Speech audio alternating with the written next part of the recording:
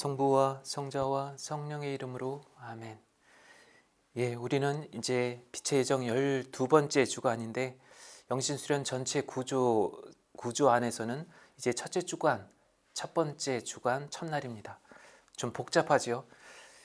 이 빛의 여정 여러분들 지금 아주 성실하게 따라가고 계신다는 것 이렇게 좀 많이 듣게 됩니다.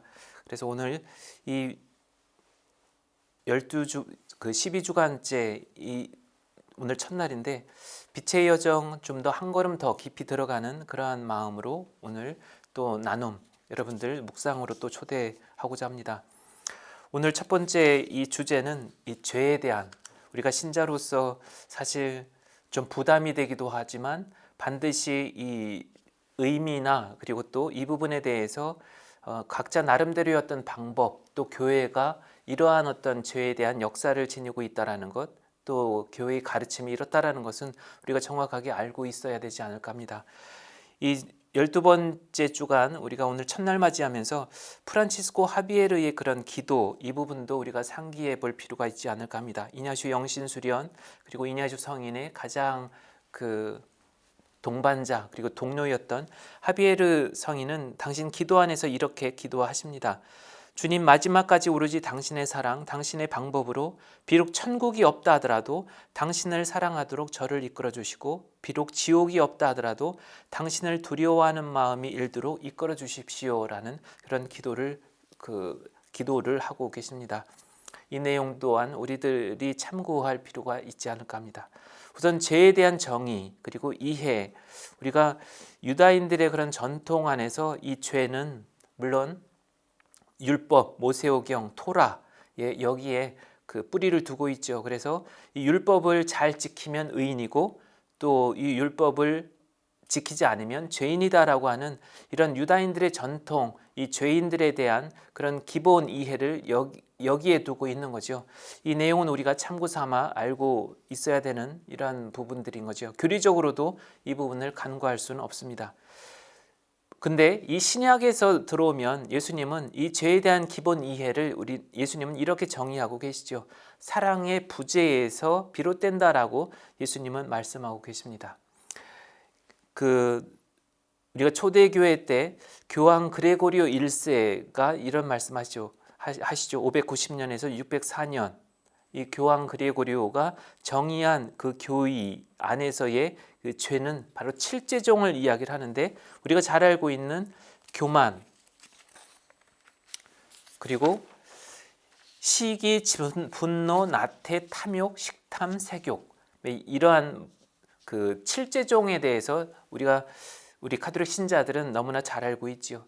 죄를 이야기를 할 때 항상 이 7가지 이 칠죄종을 많이 떠올립니다. 그런데 우리가 영신수련 안에서 이 내용을 우리가 뛰어넘을 수는 없는 거죠.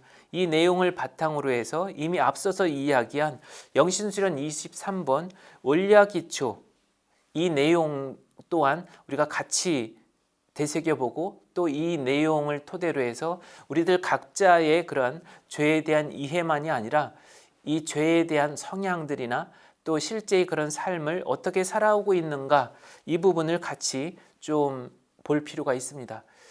어떤 경우에는 이 죄라는 부분이 너무나 민감하고 또 어떤 사람들에게는 너무나 또 부담이 되고 또 이 죄에 대해서 완벽해야만 예수님과의 그런 일치, 예수님과의 그런 깊은 만남이 가능하다라고 생각을 해서 앞에 주간에서도 말씀드렸던 것처럼 어떤 사람들은 지나친 어떤 그 과오, 지나친 잘못들, 그래서 그 세심증에서 이렇게 벗어나지 못하고 있는 그러한 사람들도 많이 있습니다.